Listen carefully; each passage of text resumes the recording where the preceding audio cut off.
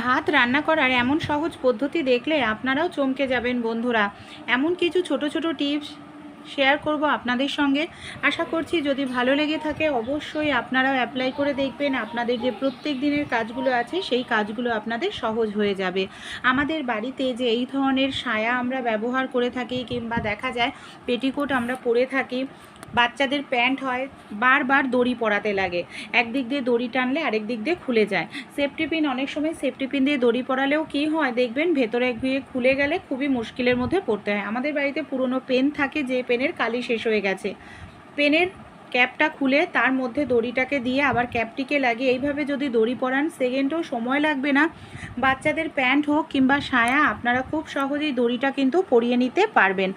ভালো লাগলে আইডিয়াটি অবশ্যই আপনারাও কিন্তু ট্রাই করে দেখবেন বন্ধুরা, আশা করছি উপকার পাবেন। আর দেখুন আরও একটি কাজ আপনারা করবেন, তাহলে কি হবে দড়িতে আর বারবার আপনাদের গিট দেওয়ার কোনো রকম প্রয়োজন কিন্তু পড়বে না। অনেক সময় কি হয় বারবার একদিক দিয়ে দড়ি টানলে আরেক দিক দিয়ে খুলে যায়, তাই একটি গিট বেঁধে রাখবেন। আমাদের বাড়িতে যে এই ধরনের ঘড়ি আমরা কম বেশি প্রত্যেকেই ব্যবহার করে থাকি। অনেক সময় দেখা যায় যে আমরা যখন হাত ধুতে যাই বেসিনে বা সিঙ্কে ঘড়ি আমাদের হাত থেকে পড়ে যায়, বা ঘড়ি জামা প্যান্টের পকেটে থাকে, আমরা সেই সমেতই ঘড়িটাকে ধুয়ে ফেলি, তখনই ঘড়িতে জল লেগে হঠাৎ করে দেখা যায় ঘড়ি চলা বন্ধ হয়ে যায়, আর দোকানে নিয়ে যেতে যেতে ঘড়িটা আমাদের আরও বেশি খারাপ হয়ে যায়। তাই একটি টিপস আপনারা কিন্তু এখানে ফলো করতে পারেন বন্ধুরা, তাহলে দেখবেন আপনাদের ঘড়ি আর কখনোই কিন্তু খারাপ হবে না। এর জন্য আমাদের যে কাজটি করতে হবে চলুন তাহলে আমরা দেখে নিই। এর জন্য চালের যে পাত্র রয়েছে, চালের পাত্রের মধ্যে আপনারা ঘড়িটাকে এইভাবে কিছু সময়ের জন্য রেখে দিন। দেখুন এখানে চালের পাত্রের মধ্যে আমি ঘড়িটাকে দিয়ে কিছু সময়ের জন্য রেখে দিয়েছিলাম। ঘড়ির মধ্যে যে জল থাকে সেটা অ্যাবজর্ব করে নেবে আর আমাদের ঘড়িটা চলতে শুরু করবে। তারপর যদি সমস্যা হয় দোকানে নিয়ে যেতে পারেন। আমাদের বাড়িতে যে এই ধরনের বাসনপত্র থাকে, অনেক সময় কি হয় এই ধরনের যে বাসনগুলো থাকে না, দেখা যায় সেই বাসনের একটা সমস্যা, যে বাসনটা খুব ভালো করে মাজার পরেও দেখা যায় বাসনের চার সাইড থেকে বন্ধুরা নোংরা জমতে থাকে। এই যে কর্নারগুলো, ডিজাইনের জায়গাগুলোই যে নোংরা জমে, সেই নোংরাগুলো কিন্তু নর্মালভাবে আমরা যদি পরিষ্কার করতে চাই সেটা স্কচব্রাইট দিয়ে পরিষ্কার হয় না। তাই আপনাদের হাতে যখন সময় থাকবে কি করবেন, আপনারা একটি সেফটি পিন নিয়ে নিন। সেফটি পিনের সাহায্যে এইভাবে যদি একটু ঘষে ঘষে আপনারা পরিষ্কার করেন দেখবেন খুব সহজেই যে নোংরাগুলো রয়েছে সেই নোংরাগুলো পরিষ্কার করে ফেলতে পারবেন আপনারা। আর এইভাবে পরিষ্কার করলে বাসন চকচকে হয়ে যায়। অনেক সময় আমাদের বাড়িতে যে টিফিন কারি থাকে, টিফিন কারির ঢাকনাটা আমরা এতটাই টাইট করে আটকাই দেখা যায় খোলাই যায় না, আর টিফিন কারিটাকে আমরা বাড়ি দিতে থাকি। টিফিন কারিটাকে বাড়ি দিতে থাকলে অনেক সময় দেখবেন সমস্যা যেটা হয়, টিফিন কারিটাকে বাড়ি দিলে টিফিন কারিটা কোথাও হয়তো বাঁকা হয়ে যায়, তখন আমাদের টিফিন কারিটা নষ্ট হয়ে যায়। তাই আমাদের বাড়িতে সরিষার তেল বা রিফাইন তেল প্রত্যেকের কাছেই থাকে। সরিষার তেল হোক বা রিফাইন তেল, যে কোনো তেল আপনারা এখানে নিয়ে নিন। তারপর কি করবেন, তেলটা নিয়ে টিফিন কারির যেখানে ঢাকনার মুখটা রয়েছে ঢাকনার মুখে এইভাবে তেলটাকে খুব ভালো করে লাগিয়ে দিন। তেলটা লাগানোর কারণে দেখবেন স্লিপ কাটবে, তার ফলে আপনারা খুব সহজেই কিন্তু টিফিন কারির ঢাকনাটা খুলে ফেলতে পারবেন। এই দেখুন এইবার আমি টান দিচ্ছি আর কত সহজেই ঢাকনাটা এখানে আমার খুলে যাচ্ছে। ছোট্ট একটু আইডিয়া কাজে লাগালেই কিন্তু আমাদের জিনিসটা নষ্ট হয় না। টিফিন কারিটা আগে আমার একবার এরকম সমস্যা দেখা দিয়েছিল, বাড়ি দিয়েছি বলে বাঁকা হয়ে গেছে, তাই এই টিপসটি ফলো করতে পারেন। আমাদের বাড়িতে যে এই ধরনের পুরনো প্যান্ট থাকেই, বাচ্চাদের হোক বা বড়দের, এরকম ধরনের প্যান্ট দিয়েই কিন্তু আমাদের কাজকে আমরা সহজ করে নিতে পারি। কিভাবে কোন কাজ আমরা সহজ করে নিতে পারি চলুন তাহলে দেখে নিই বন্ধুরা। আমাদের যে প্যান্ট থাকে, বড়দের প্যান্ট হলেও আপনারা নিয়ে নেবেন বা ছোটদের প্যান্ট হলেও আপনারা কি করবেন, প্যান্টের নিচের যে পায়ের দিকটা আছে সমান করে কেটে নিন। আর তারপর নিচের দিকটায় কি করবেন, আমি এখানে নিয়ে নেব সুতোর সাহায্যে প্যান্টটার নিচের দিকটায় আমি ভালো করে এখানে ছোট ছোট করে সেলাই করে নিচ্ছি। এইভাবে আমাদের ছোট ছোট করে প্যান্টটাকে খুব ভালো করে সেলাই করে নিতে হবে। এই দেখুন এইভাবে ভালো করে সেলাই করে নিলেই তৈরি হয়ে যাবে খুব সুন্দর একটি কভার। কোথায় কি কাজে ব্যবহার করব, আমাদের বাড়িতে যে আয়রন বা ইস্ত্রি আমরা ব্যবহার করি, জামা কাপড় আয়রন করার পর এটাকে এইভাবে যদি রেখে দিই, ধুলো ময়লা পড়ে নোংরা হয়ে যায়, আবার আমাদের পরিষ্কার করতে লাগে। তাই এই ধরনের একটি কভার তৈরি করলে খুব সহজে আয়রনটাকে আমরা ঢেকে রাখতে পারবো, গোছানো থাকবে, নোংরাও হবে না। আর আপনারা যদি ওপরটা চান, একটি সেফটি পিন নিয়ে নেবেন, সেফটি পিনের সাহায্যে সেফটি পিন লাগিয়ে রাখবেন, বা যদি হুক লাগাতে চান তাহলেও আপনারা একটি হুক এখানে লাগিয়ে রাখতে পারেন। তাহলে দেখবেন পরিষ্কার পরিচ্ছন্ন থাকবে, যখনই প্রয়োজন তখনই আপনারা খুলে এটাকে ব্যবহার করতে পারবেন। আমাদের বাড়িতে যে দরজা থাকে না, অনেক সময় দেখবেন দরজার কবজাটা অনেক দিনের পুরনো হয়ে গেলে সমস্যা দেখা যায়। দরজার কবজাটা যখন পুরনো হয়ে যায়, যখন আমরা খুলতে যাই, বন্ধ করতে যাই, ভীষণ বাজে একটি আওয়াজ হয়, বাচ্চারা কান্নাকাটি করতে থাকে। তাই আমাদের বাড়িতে যে সাবান থাকে, যে কোনো সাবান আপনারা নিয়ে নিন, দরজার কবজায় এইভাবে সাবানটা ভালো করে ঘষে নিন। এইভাবে যদি সাবানটা দরজার কবজাতে ভালো করে ঘষে নিতে পারেন, যে কবজাগুলি জং ধরার ফলে বাজে একটি আওয়াজ হচ্ছিল, দেখবেন সেই দরজায় বাজে আওয়াজ হচ্ছে না, এমনকি খুললে বন্ধ করলে কোনো রকম আওয়াজ হবে না। অনেক সময় আমাদের বাড়িতে যে টাকা পয়সা প্যান্টের পকেটে, জামার পকেটে থাকে, কি হয়, আমরা যখন জামা কাপড় ধুয়ে দিই দেখা যায় পকেটের মধ্যে টাকা থেকে যায়, টাকাটা ভিজে যায়। সমস্যা কি হয়, কিভাবে টাকাটাকে শুকাবো, রোদ্রেও দেওয়া যায় না, আর সেকেন্ডের মধ্যেই টাকা আপনারা শুকনো করে নিতে পারবেন। এখানে আমি খবরের কাগজ নিয়েছি, খবরের কাগজের ভেতর টাকাটাকে রাখবো। তারপর এখানে আমি নিয়ে নিয়েছি আয়রনটাকে একটু গরম করে নিয়ে কয়েক সেকেন্ড এইভাবে রাখলেই, আয়রনটাকে নিলেই দেখবেন একদম নতুন নোটের মতো চকচকে হয়ে যাবে আমাদের এই টাকাটি। এইভাবে আপনারাও কিন্তু আপনাদের বাড়িতে যদি টাকা কোনোভাবে ভিজে যায়, এইভাবে একেবারে নতুন নোটের মতো চকচকে করে নিতে পারেন। এই দেখুন আমি শুকনো করে নিলাম, জলে আপনাদের সামনেই ভিজিয়ে দেখেছি, সেই নোটটা কত সুন্দর শুকনো হয়ে গেল। আমাদের বাড়িতে যে এই ধরনের চা ছাঁকনি থাকে, এখানে আমি একটি পুরনো চা ছাঁকনি নিয়েছি, যেটা কোনো কাজেই ব্যবহার করি না, নষ্ট হয়ে গেছে, কিছু জায়গায় একটু ছিদ্রটা বড় হয়ে গেছে। তাই এই ধরনের চা ছাঁকনি নিয়ে নিতে হবে। আমাদের বাড়িতে অনেক সময় দেখা যায় বেসিন, যে সিঙ্কের মুখের যে নেটটা থাকে সেটা হয়তো নষ্ট হয়ে যায়, আর নষ্ট হয়ে গেলে আমরা যখন থালা বাসন মাজি, সেই নোংরাটা সিঙ্কের পাইপের মধ্যে জমতে থাকে, এমনকি নোংরা জমতে জমতে জল আটকে যায়, আবার আমাদের প্লাম্বার ডেকে সেটা ঠিক করতে লাগে। এইভাবে পুরনো চা ছাঁকনি দিয়ে দিলে বাসন মাজার সময় নোংরাগুলো চা ছাঁকনিতে আটকে থাকবে। এটাকে আমরা ডাস্টবিনে ফেলে দিতে পারবো, এমনকি আমাদের সিঙ্কের পাইপ, বেসিনের পাইপ কখনোই আর জ্যাম হবে না, মেকানিক ডেকে ঠিক করতে লাগবে না। এখানে আমি দেখুন একটি প্লেট নিয়ে নিয়েছি, আর এখানে একটি বাটি নিয়ে নিয়েছি, সামান্য পরিমাণ তেল নিয়ে নিলাম। এটা বারবার লাগানোর প্রয়োজন নেই, একবার লাগালেই হয়ে যাবে। এবার আমি নিয়ে নিয়েছি লুচি তৈরি করার জন্য লেচি, সামান্য পরিমাণ এতেও একটু তেল লাগিয়ে নিলাম। যে বাটিটায় তেল লাগিয়েছি সেই বাটিটা মাঝখানটা রেখে এইভাবে আমরা একটু চাপ দিয়ে দেব। হালকা করে একটু চাপ দিলেই, এই দেখুন এইভাবে আমি হালকা করে একটু চাপ দিয়ে নিচ্ছি, তারপর দেখাচ্ছি। 1 সেকেন্ডও লাগলো না, এখানে আমার লুচি বেলা হয়ে গেল। কোনো রকম বেলন চাকি ছাড়াই আপনারা কিন্তু এইভাবে লুচি বেলে নিতে পারেন বন্ধুরা, বেলন চাকির প্রয়োজন পড়ে না। আর দেখবেন প্রত্যেকটা লুচি এরকম গোল তৈরি হবে, বেলন চাকির থেকেও খুব দ্রুত তাড়াতাড়ি আপনারা তৈরি করে নিতে পারবেন। আরও বড় চাইলে আরেকটু এইভাবে হালকা করে প্রেসার দেবেন, দেখবেন আরও বড় লুচি তৈরি হয়ে যাবে। আইডিয়াটি ভালো লাগলে ট্রাই করে অবশ্যই দেখবেন। শরীরের যে কোনো জায়গার অবাঞ্ছিত লোম এখন খুব সহজেই তুলে ফেলতে পারবেন বন্ধুরা। এর জন্য আপনাদের কোনো রকম ভ্যাক্স করতে হবে না। থ্রেডিং বিনা ভ্যাক্স, বিনা থ্রেডিং, বিনা লেজার ট্রিটমেন্টের সাহায্য ছাড়াই দেখবেন হাতে, পায়ের, মুখের যে অবাঞ্ছিত লোম থাকে সেটা উঠে পরিষ্কার হয়ে যাবে।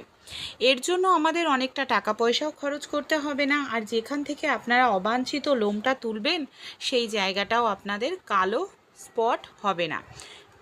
এমনই একটি ঘরোয়া রেমেডি আমি আপনাদের সঙ্গে শেয়ার করব। ভালো লাগলে আপনারাও নিজেরা ট্রাই করে দেখবেন।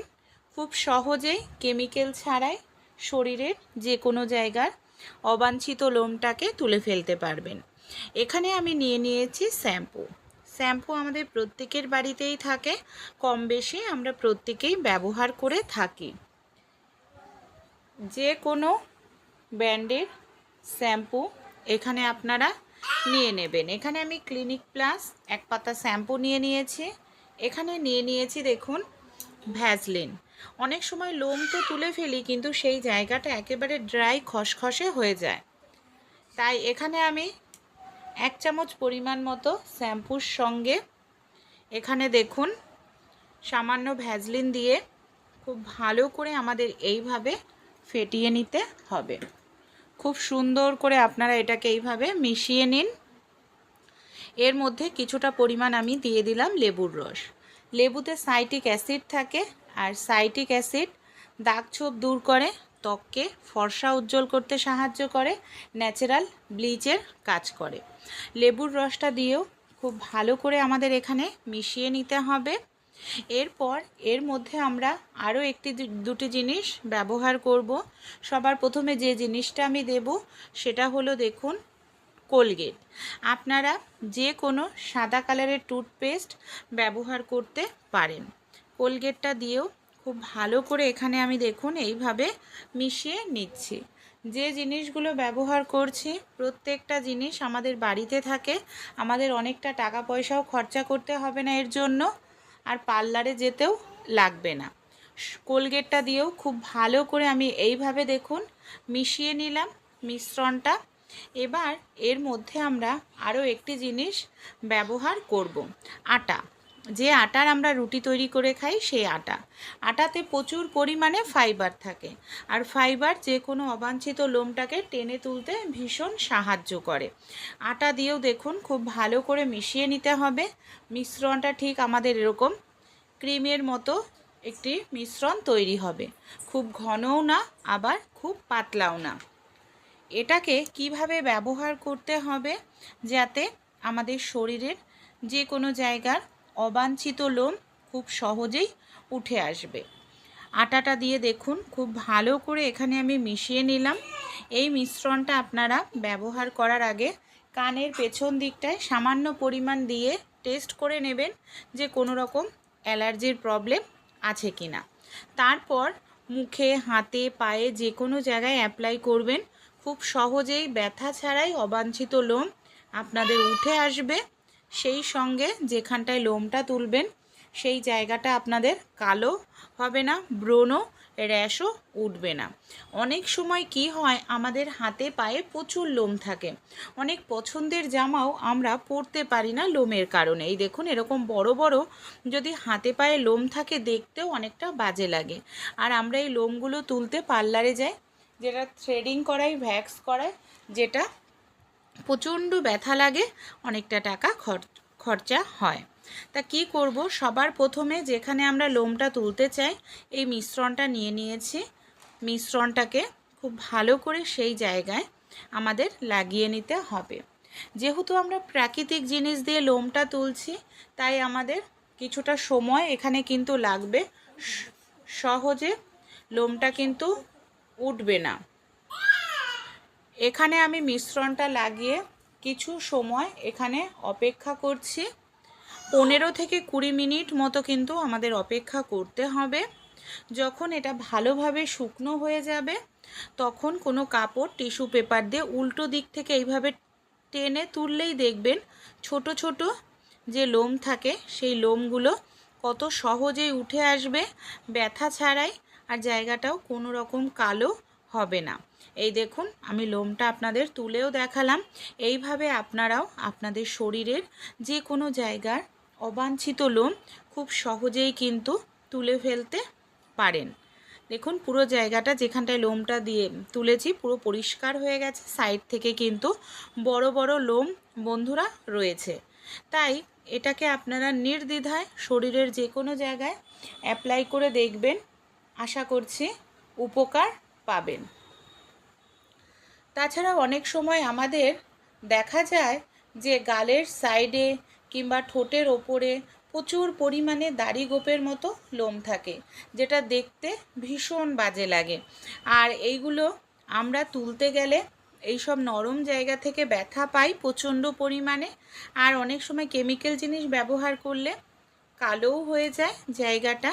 তাই এই যে মিশ্রণটা তৈরি করলাম, এই মিশ্রণটাকে কি করব, যেখানটায় আমরা লোমটা তুলব সেই জায়গাটাতে খুব ভালো করে মিশ্রণটাতে লাগিয়ে নিতে হবে। এইভাবে খুব ভালো করে মিশ্রণটা লাগিয়ে নিন। লাগিয়ে নেওয়ার পর একইভাবে 15 থেকে 20 মিনিটের জন্য রেখে দিন, যাতে ভালোভাবে জায়গাটা আপনাদের শুকনো হয়ে যায়। এর জন্য যেহেতু প্রাকৃতিক জিনিস দিয়ে লোমটা তোলা হচ্ছে, তাই কিছু সময় তো আমাদের অপেক্ষা করতেই হবে বন্ধুরা। তাই এখানে আমি 15 থেকে 20 মিনিট মতো অপেক্ষা করব। যখন ভালোভাবে এটা ড্রাই হয়ে যাবে, কোনো কাপড় বা চামচ নিয়ে নিন, উল্টো ডিরেকশানে, লোম যেদিকে তার উল্টো দিক থেকে এইভাবে চামচ দিয়ে বা কোনো কাপড় দিয়ে এইভাবে চেপে চেপে টেনে এটাকে পরিষ্কার করতে হবে। দেখুন যেভাবে আমি পরিষ্কার করছি। এইভাবে যদি আপনারা 15 দিনে একদিন, মাসে একদিন করেন, আপনাদের মুখে, হাতে, পায়ে যে ছোট ছোট লোম আছে খুব সহজেই সেই লোমগুলো উঠে যাবে, একদম ঘরোয়া প্রাকৃতিক উপায়ে।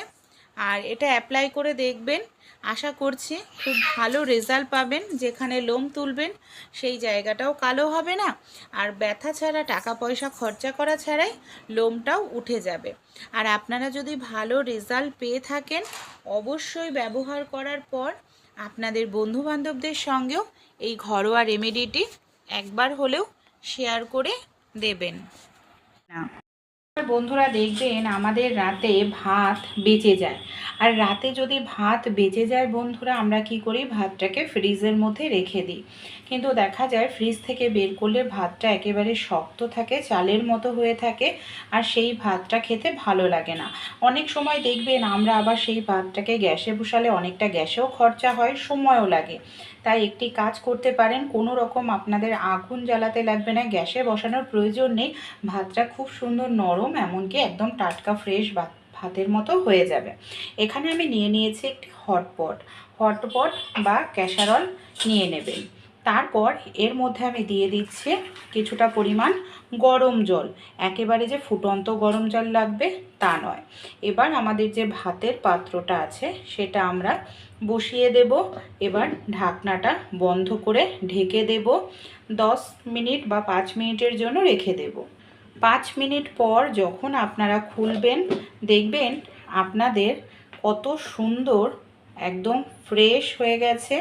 যে ভাতটি আপনাদের চালের মতো শক্ত হয়ে গেছিল, সেটা খেতে কিন্তু অনেক ভালো লাগবে। এইভাবেও আপনারা ভাতটা কিন্তু গরম করে নিতে পারেন। বাড়িতে অনেকেরই কিন্তু সেলাই মেশিন থাকে না বন্ধুরা। সেলাই মেশিন না থাকলে তখন আমরা কি করে থাকি, এই যে সুচ সুতো নিয়ে নিই, আর সুচ সুতো দিয়ে যেখানেই আমাদের ছোট বড় হয় বা সেলাই খুলে যায়, আমরা কি করি, এইভাবে সেলাই করতে থাকি। অনেক সময় দেখবেন সেলাই করার সময় সূচে জং ধরা থাকে বা সূচের মাথাটা ভোঁতা হয়ে যায়, তখন হয়তো দোকানে নিয়ে যাওয়া সম্ভব নয়, বা মোটা জায়গায় দেখা যায় সেলাই করা যায় না, এই দেখুন সূচটা ঢুকতে যাচ্ছে না, তখনই সমস্যার মধ্যে পড়তে হয়। আমাদের বাড়িতে কম বেশি এই ধরনের চা ছাঁকনি থাকেই। প্লাস্টিকের চা ছাঁকনি নিলে হবে না, কিন্তু এখানে লোহার চা ছাঁকনি নিতে হবে, তার নেটটাও কিন্তু লোহার। এইভাবে লোহার চা ছাঁকনির নেটে সুচটাকে এইভাবে ঘষতে থাকুন। কয়েক সেকেন্ড আপনারা সুচটাকে এইভাবে ঘষবেন। সুচের যে মাথাটা আছে দেখবেন, সুচের মাথাটা যেটা ভোঁতা হয়ে গেছিলো, সেই সূচের মাথাটাই একেবারে ছুঁচলো হয়ে যাবে। এমনকি খুব সহজেই আপনারা যে মোটা জায়গায় সূচ ঢুকছে না সেখানেও সেলাই করে নিতে পারবেন। আমাদের বাড়িতে যে এই ধরনের চুড়িদার বা শাড়ি পরে থাকি, যেগুলো না কাজ করা থাকে, সুতোর কাজ করা থাকে কিংবা পাথর স্টোন বসানো থাকে, এই ধরনের চুড়িদার শাড়িতে অনেক সময় দেখবেন যখন কোনো দাগ লাগে বা নোংরা হয়, আমরা এই ধরনের ব্রাশ নিয়ে নিই, ব্রাশ দিয়ে এইভাবে ঘষতে থাকি। আর এইভাবে ব্রাশ দিয়ে ঘষলে দেখবেন এই যে সুতো বা স্টোন থাকে না, এই যে ব্রাশে যে ধারটা থাকে সেটা আটকে যায়, যার কারণে আমাদের অনেক দামি জামা কাপড়, শাড়ি নষ্ট হয়ে যায়। আর দেখুন লন্ড্রিতে দিলে অনেকটা টাকা পয়সা খরচা হয়, তাই সহজ একটি টিপস বলবো। এখানে আমি ব্রাশ নিয়ে নিয়েছি, আর এখানে আমি একটি পুরনো মোজা নিয়ে নিয়েছি। কি করব, এই যে ব্রাশটাকে দেখুন মোজার মধ্যে এইভাবে আমরা ঢুকিয়ে নিলাম। এইভাবে ব্রাশটাকে মোজার মধ্যে যদি ঢুকিয়ে নেওয়ার পর, তারপর এই যে জামা কাপড়ে এরকম কাজ করা থাকে বা স্টোন বসানো থাকে, কোনো রকম লন্ড্রিতে দিতে হবে না। এইভাবে আমরা যদি কাচি বাড়িতেই, ব্রাশের যে ধার সেটা ডাইরেক্ট লাগবে না, আর জামা কাপড়ও নষ্ট হবে না।